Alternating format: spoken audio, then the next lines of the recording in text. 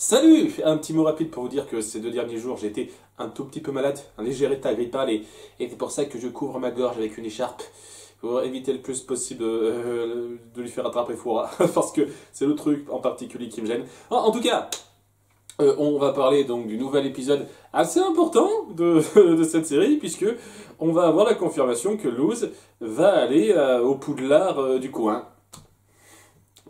Moi c'est un truc qui me fait vraiment marrer, plus ça avance, c'est de dire, il y a des gens qui disent, ah, je vois pas du tout en quoi c'est similaire à, à Harry Potter. Oui, alors on va mettre en avant notre héroïne qui se rend à nouvelle école de magie qu'il connaissait pas avant parce qu'il vient d'un monde qui n'est pas habitué à ça. Il a deux potes qui sont un petit peu à part des autres, quoi. C'est légèrement des faire-valoir entre guillemets. C'est exactement ça, quoi. C'est exactement Harry Potter sur la base. Alors, bien entendu, sur la base, c'est pas une fois de plus un copiage stupide. C'est juste, quand quelqu'un me dit, je vois pas du tout en quoi c'est un lien avec Harry Potter, bref, excusez-moi, c'est le truc qui m'a un tout petit peu fait tes je vous cache pas. Donc, ouais, on va surtout se centrer sur Gus dans cet épisode, qui est donc président du comité d'adoration des humains ou un truc comme ça, je sais plus exactement ce que c'est, et qui présente des petits objets à la con et qu'il considère comme étant super, alors que pour nous c'est assez quelconque. Et pour les quelques enfants qui sont dans le club, ça a l'air assez quelconque aussi. Et c'est là qu'il y a un nouveau qui vient d'arriver, qui s'appelle Bartholomew. Je sens qu'il sera important, je sens qu'il réapparaîtra. Enfin, j'espère qu'il réapparaîtra. Qui se met en avant en disant c'est n'importe quoi ces trucs. Moi, j'ai des vrais trucs cool qui appartiennent aux humains et vous pouvez les toucher. Tout ça, c'est super important. Donc, il se fait bien voir. Et tout de suite, on sent qu'il veut brider la place de chef. Ah, ça se sent tout de suite. Et donc, Gus le sent un petit peu mal. Hein, il appâte bien les autres. Il se dit ok, je peux prouver que ces objets sont faux parce que c'est n'importe quoi. Il a inventé des trucs sur le tard. Et pour ça, je vais inviter ma copine humaine. Et vous verrez. Donc, il s'est lancé dans ce pari-là alors qu'il y a le petit problème qu'on a gardé constant du fait qu'elle a été bannie à vie un petit peu de cet endroit dans l'épisode 4 et si je ne m'abuse. Donc ouais, il va se dire il faut impérativement que je sauve ma place, c'est très important pour moi. Je vais inventer un mensonge pour la faire venir en disant ah, c'est bon, j'ai utilisé mes connaissances, j'ai un peu le bras long, j'ai pu faire en sorte que tu sois réintégré, ton bannissement à vie a été défait. Il n'aurait pas juste pu dire j'ai pu le défaire pour juste une journée, histoire de rester dans les clous. Non, il a inventé un mensonge plus gros que ça. Je veux dire, tu te tires une balle dans le pied, t'aurais pu réfléchir un petit peu plus à ça. T'aurais pu dire, voilà, c'était juste pour une journée. Mais malheureusement, tu pourras pas continuer après. Ah, désolé.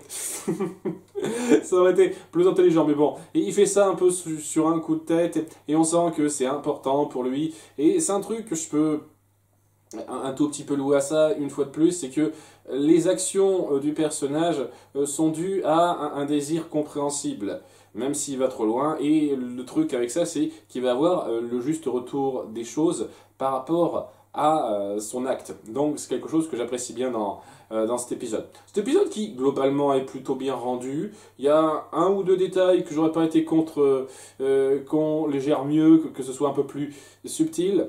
Et quelques illustrations un peu grossières, parce que bien entendu qu'il va y avoir quelques illustrations grossières, lorsque Gus va en parler donc à Luz, et que Luz se plaindra un petit peu auprès d'Eda, qu'elle a un petit peu envie de ces trucs-là, parce qu'elle a encore rien appris en fait. Et c'est le truc qu'on essaye un petit peu de mettre en place, sur lequel on essaye de jouer, c'est-à-dire que Luz n'a encore pas vraiment progressé beaucoup avec Eda, à part pour son sort de lumière.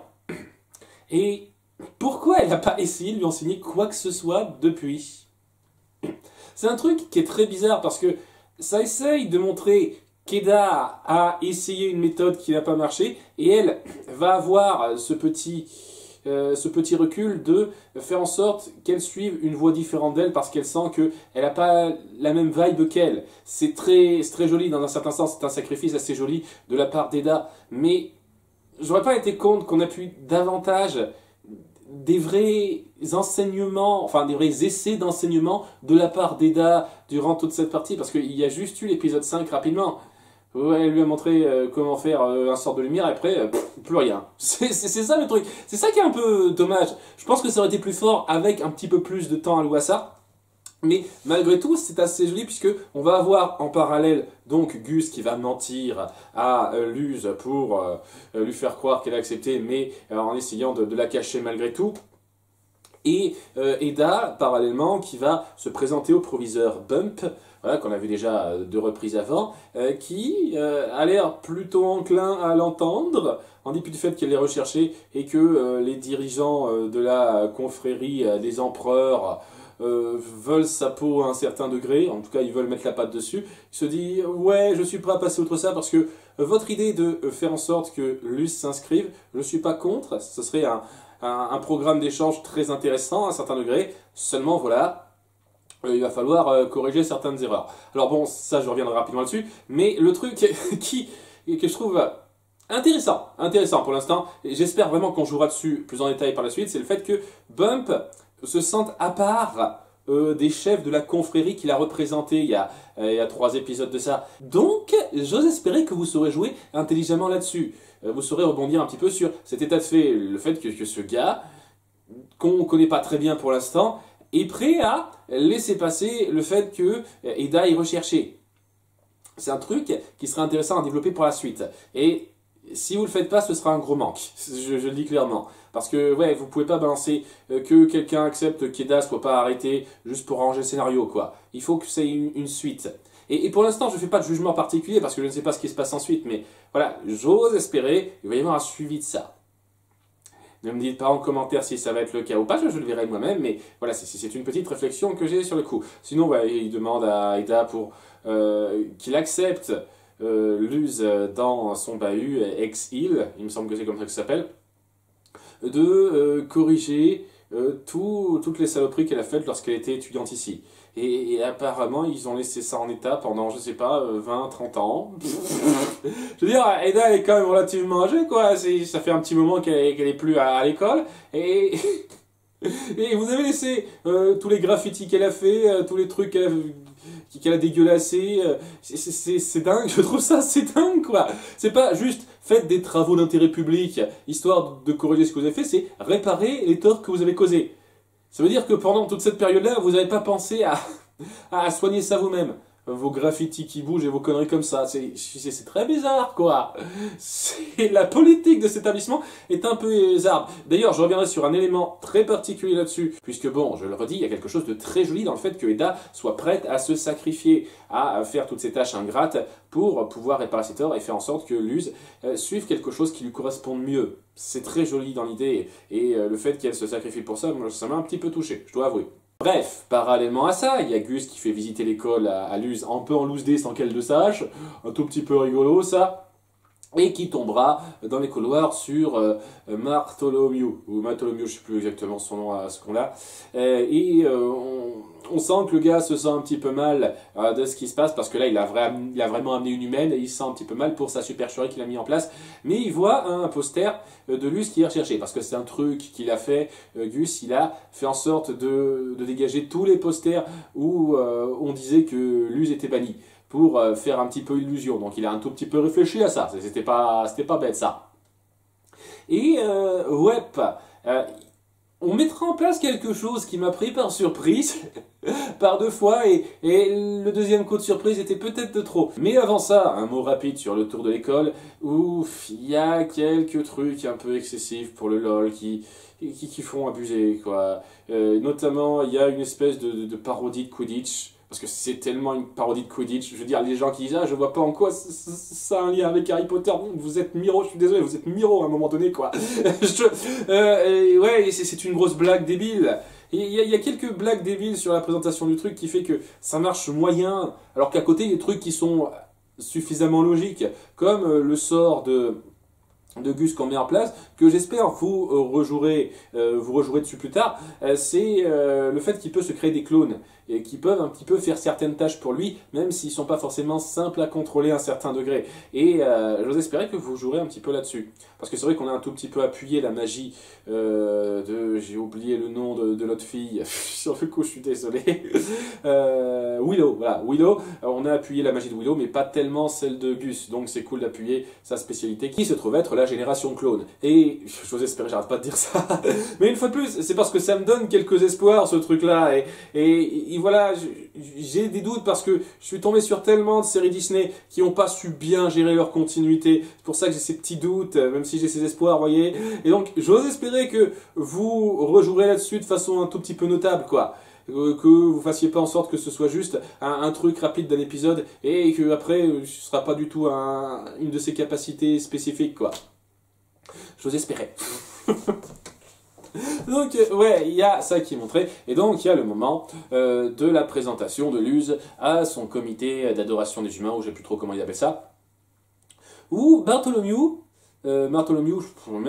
se confond un petit peu devant les autres en disant « Ok, avant qu'on ne dise que je suis un gros menteur, je me le confesse moi-même, je voulais juste être bien vu, je suis un nouveau, tout ça, tout ça. » Et c'est un petit peu joli. J'avais espéré qu'on aille à fond dans cette voie-là pour nous avoir avec une fausse piste au début, parce que lorsqu'on le voit jeter un œil sur un poster de bannissement de Luz, tu te dis, ouais, ça va être la voie évidente.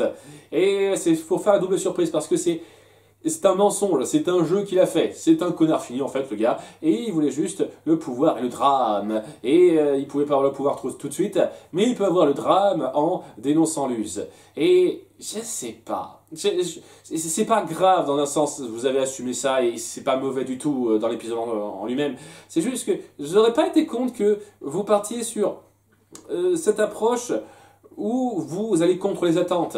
Vous voyez ce gars qui a l'air d'être un connard, et ben ça va pas vraiment être un connard, et le problème avec Luz viendra d'autre part. Par exemple, vous auriez pu faire en sorte que ce soit la connasse de l'épisode précédent, vous savez, la fille qui en veut un petit peu à Luz, qui la voit de haut, c'est pas Amity l'autre, quoi, cette fille qu'on a vue 2-3 fois. Ça aurait pu être elle, qui l'a vue dans un couloir et qui l'aurait dénoncé, par exemple. Ça aurait pu être un truc comme ça, et on aurait gardé le même principe, mais c'est pas ce qu'on fait. Et c'est un peu... c'est un peu une occasion manquée, un tout petit peu. C'est pas grave, parce que la voie que ça prend est pas mauvaise en soi. Donc Amity se fait contrôler, arrêter, et mettre en détention. Une détention très violente, c'est une porte infernale qui ouvre sur une sorte de gouffre de l'enfer avec des espèces de créatures infernales, quoi, qui vous mettent dans des cocons et vous font un lavage de cerveau pour être un bon élève. Et, je sais pas, une fois de plus, j'adore faire ça. Vous pouvez faire un compteur du nombre de fois que je dis cette phrase-là. J'ose espérer que c'est pas juste un délire à la con, en fait. C'est-à-dire, ah, ils risquent leur vie à travers un truc complètement excessif pour le LOL. Que ce soit quelque chose qui joue, par exemple, que ces écoles de sorciers soient en fait un petit peu discutables moralement et qu'on reprenne ça par la suite. Voilà, c'est le truc qui serait cool, parce que sinon, ce serait un peu grotesque sur l'idée pour forcer le conflit à la fin, le danger de fin. Parce que, ouais, il y a Gus qui se sent mal d'avoir menti, et il force un petit peu la détention sur lui et sur Bartholomew. Donc ils se font mettre en détention aussi, et ils se retrouvent dans la panade tous les trois, et ouais, Bartholomew se fait vite avoir, il le sauve quand même, parce que voilà, c'est pas des connards, donc c'est cool. Par contre, tous les autres élèves qui sont les cocons et qui se font laver la cervelle, c'est pas grave, c'est bon, hein, et on peut plus rien faire pour eux, c'est pas grave. Top petit détail. Et il se sauve avec fracas grâce au pouvoir de Gus. Et c'est pile à ce moment-là, donc en détruisant la porte de la détention, que ce grabuge vient aux oreilles du proviseur Bump, qui avait promis donc à Eda, puisqu'elle a fini ses tâches, d'inscrire Luz à cette école. Et ben à cause du nouveau grabuge qui a été fait, il se dit ah non, je veux pas, c'est râpé, je veux pas ça. J'avais un tout petit peu peur que ça reste là-dessus pour garder une sorte de statu quo, mais non, c'est un truc que j'ai beaucoup apprécié, c'est Gus qui se dénonce à la fin en disant c'est ma faute. Je lui ai menti, j'ai fait croire à Luz qu'il n'y avait plus de problème, mais tout le problème vient de moi en fait. Et il est prêt à accepter une punition à sa place, une punition moins grave que la punition qu'elle allait avoir, puisqu'il se fait totalement bannir du comité adorateur des humains, une fois de plus, je ne sais pas comment ça s'appelle. Donc il est prêt à payer ce prix-là pour permettre à Luz d'accomplir son rêve parce qu'il paye un petit peu pour son mensonge et le fait qu'il ait un peu forcé Luz à faire ça. Luz qui au passage comprend vite pourquoi il a fait ça, parce que ça représentait beaucoup pour lui, il avait peur de perdre ce qu'il avait. Donc on appuie bien ce petit dilemme moral du gars et il y a les conséquences qui vont avec, des vraies conséquences. Donc c'est quelque chose qui me plaît beaucoup. Alors que Bartholomew est nommé chef de ce comité à sa place. Donc je pense qu'on le reverra, ça me surprendrait qu'on ne le voit plus après ça, mais on verra bien. C'est un petit peu le rival de Gus qu'on pourrait voir à 2-3 moments. Et ça se termine donc sur ça, Luz qui a accepté cette école. Pour le prochain semestre, comme il dit le gars, donc j'ose espérer que ce prochain semestre sera dans pas très longtemps parce que elle devrait rester que 3 mois ici, techniquement. Donc je sais pas exactement comment elle va gérer ça lorsqu'elle dépassera les 3 mois ou de vacances d'été, entre guillemets, qu'elle s'est donné pour rester là. Une fois de plus, c'est un truc que j'ai dit au départ, j'ose espérer que vous saurez jouer sur cette échéance, cette petite échéance que vous vous êtes donnée, même si pour le coup je peux comprendre qu'il y ait ce sentiment qu'il y a le temps. Et ouais, ça se termine sur Eda qui est contente, qui dit à Luz de faire gaffe quand même, de ne pas se laisser changer par cette école, de rester soi-même à un certain degré, et qui lui montre un petit peu ses photos lorsqu'elle était dans le bahut, lorsque c'était vraiment une casse-tout, hein, qui foutait le bordel régulièrement, ce qui est assez rigolo. Bon épisode. Il y a quelques grossièretés dans l'illustration visuelle, et des trucs qui, je l'espère, seront bien repris par la suite. Pour une certaine cohérence, mais au-delà de ça, j'étais content du développement et du fait que ouais, ça stagne pas, ça ne reste pas sur un statu quo et ça va vraiment partir sur cette idée à la Harry Potter. Bon, c'est pas une fois de plus mon truc de prédilection, mais je l'en dis, les personnages de cette école, enfin les 3 personnages principaux qu'on a vus, c'est-à-dire Willow, Gus et Amity, me plaisent bien. En toute sincérité, je suis plus intéressé par ces 3 personnages-là que par Hermione, Ron et Malfoy. Je suis désolé, hein, mais pour l'instant, je suis plus pris par ces personnages-là que par les autres de Harry Potter. Par rapport au film, je n'ai pas suivi les livres, peut-être que les livres les aiment mieux, la petite parenthèse à la con.